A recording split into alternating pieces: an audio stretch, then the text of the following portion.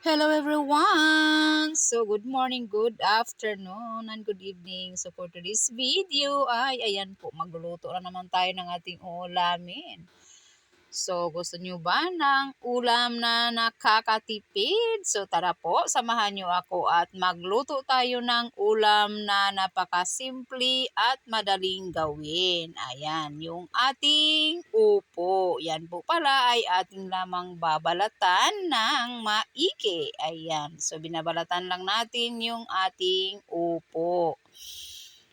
So, yan po pala ay lulutuin natin, gawin nating sinabawang upo. O, diba? Saan kanyan? Sinabawang upo. So, ayan na po. Kapag nabalatan na natin, abay, syempre, linisan natin yung ating chopping board at hugasan na rin po natin yung ating upo. Ayan, bago natin hiwain ng pabilog. Ayan. So, pabilog yung ating hiwa dyan na medyo maninipis. Ayan. So, kapag yung ating upo ay medyo matigas na, tanggalan nyo lang po ng buto. Ayan. So, nahiwa na natin ang pabilog. Hindi tayo nagtatapos dyan sa pabilog na yan. So, hihiwain natin ulit yan ng pahaba. Ayan. So, pahaba na maninipis din. So, ganun po yung aking paghiwa ng ating upo. So, pagpasensyahan nyo na po at medyo paus tayo dahil pagod na pagod talaga ang inyong lola. Ayan. So, yan po ay hiniwa ko ng pahaba na katulad ng aking ginagawa. Ayan po siya. Ayan. So, voice over ulit tayo guys dahil sobrang ingay po. Kaso hindi ko rin naman po pala na-mute kaya maingay pa rin. O diba? So habang nag-voice over naman ako, naglalandian naman din po yung pusa namin. Ayan, narinig nyo ang ingay-ingay po. Kaya kailangan lakasan ko lang din po yung aking boses para boses ko ang maririnig ninyo. Ayan, so ganyan po pagkahiwa ng upo. Yung aking ginagawa, ayan. Sa ating magalang na upo, ayan, pinapahaba ko lang. So, syempre, hindi naman po pwedeng upo lang yung ating lulutuin. Kailangan pa rin po natin ng sangkap. Mayroon po tayong 2 kamatis at isang sibuyas. Yan po pala ay hihiwain din po natin. So, sa paghihiwa ay magdidepende din po sa inyo. Ayan, nabubulol na naman po tayo. Ayan po. So, hiniwa ko lang po ng pahaba yung ating sibuyas. At ganun din po yung ating kamatis at tinanggalan ko lang po yan ng buto. Dahil yung buto na yan ay ating itanim para kung mabubuhay man ay may sarili tayong kamatis. O diba ganun lang. At pagpasensyahan nyo na ay parang lasing si Vicarian for today's video. Charot lang. So ayan, hiniwa ko lang din ng pahaba yung ating kamatis. O diba? So hinog na kamatis yung ating gamit kasi yan po ay yan lang. O yan lang po yung laman ng aming ref, yung kamatis na hinog kaya hinog. Mas maigi po talaga hinog yung ating ilalagay. Ayan. So, syempre, hindi lang po sibuyas at kamatis yung ating ihahalo dyan. At dahil may sibuyas dahon tayo, lalagyan na rin po natin ng sibuyas dahon yan para may green-green naman yung ating upo. Ayan, so malinis na po siya. Hinugasan ko na rin po yan bago po natin hiwain ng katamtamang laki lang din po. Ayan, katulad ng ating ginagawa.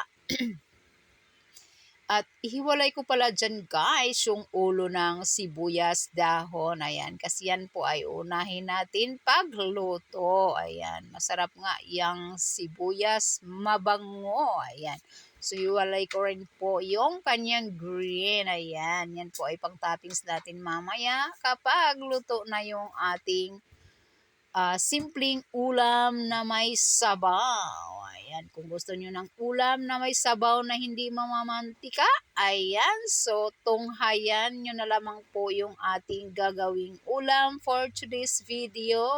Diba?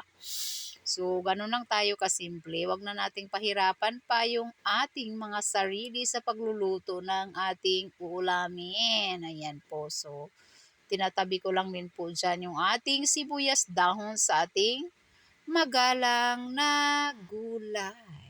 Ayan. So, syempre, hindi lang naman po yan ang ating ihahalo. Wala tayong ihahalong karne dyan.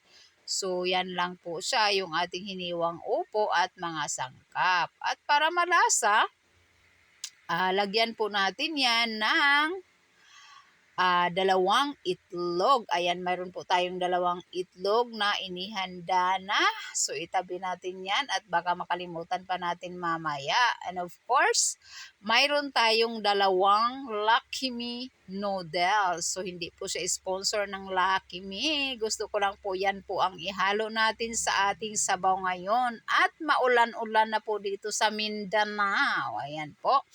So, dahil handa na yan, nag-prepare na rin po pala ako ng kaldero. Ayan.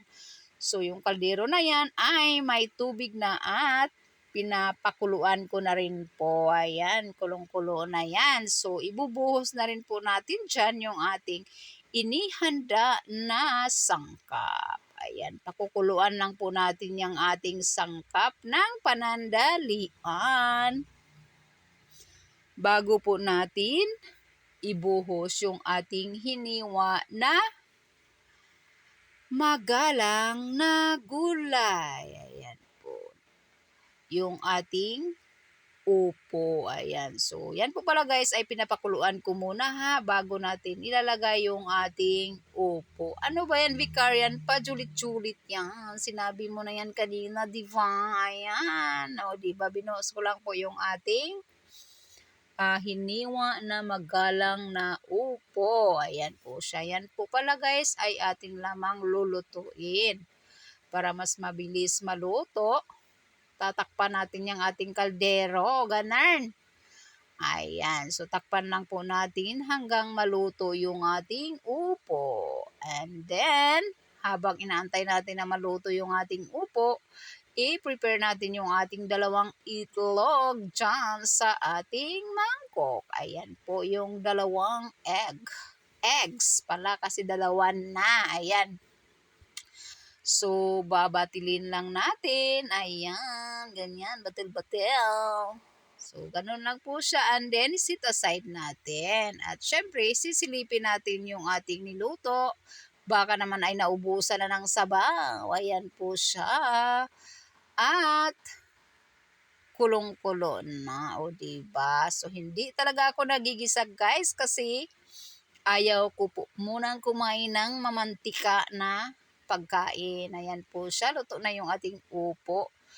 Ilalagay na rin po natin dyan yung dalawang seasoning sa ating Lucky Me noodles. O diba? Para may lasa yung ating sabaw. Yan po yung ating pampalasa. Yung dalawang sachet na seasoning sa ating Lucky Me chicken. O diba? Syempre, titikman natin yan kung malasa na ba. Para sure ball talaga. Ayan. So, medyo nakukulangan po ako ng lasa. Lagyan ko pala yan ng isang sachet na magic sarap para dagdag lasa na rin po sa ating sabaw. O, diba? So, ganun lang tayo simple magluto. Ayan, tipid na tipid yon. So, bago natin ilagay yung ating Lucky Me noodles, dinurog ko po muna siya. Ayan, para pagkain natin mamaya, mabilis na lang. Isang subo na lang, o diba? Para naman, hindi mahihirapan yung kakain, o diba? So, ano lang, diskarte-diskarte lang para may sabaw at may ulam. O, di ba? Ganun lang tayo, guys. Lalo na nasa probinsya tayo, kailangan magiging wise tayo sa titipid para makasurvive tayo sa ating pang-araw-araw na buhay. O, di ba? So, yan po ay pakukuluan lang natin ng mga panandalian lang. Huwag i-overcook ang noodles kasi pangit na rin po. Ayan po siya. At para mabango, nilagyan ko pala yan ng pamintang pino. Ayan, yung pinong-pino na paminta para mabango naman siya.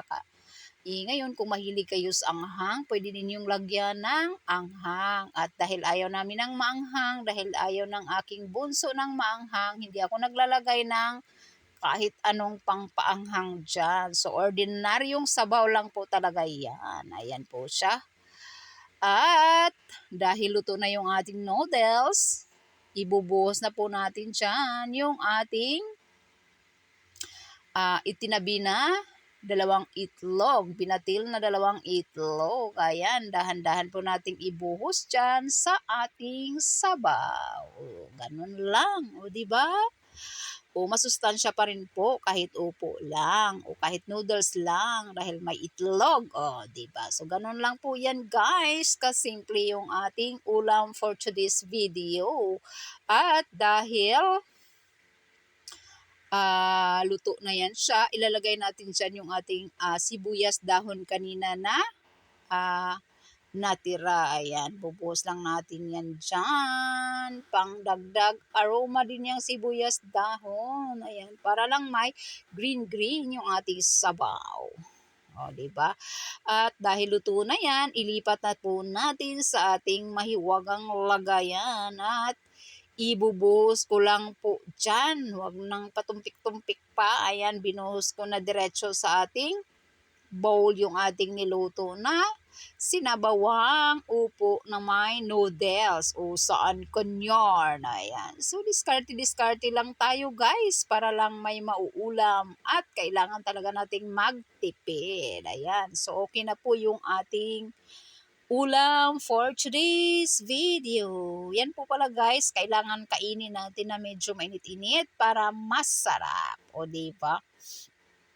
So habang nag-prepare tayo dyan at nag-video-video tayo dyan, naghanda na rin po yung aking mag-ama ng kanin. Ayan po yung aking mag-ama, naghanda na at dahil nga po may bumibili, so, yung aking bunso ang kumain na. Ayan, kasi gutom na yan. At maulan dito sa amin guys. Gutom talaga pag maulan. Ayan. So, dahil nga maulan, kailangan natin ng sabaw para mainita naman po yung ating sikmura. So, ayan yung aking bunso. Kumain na siya. O, diba?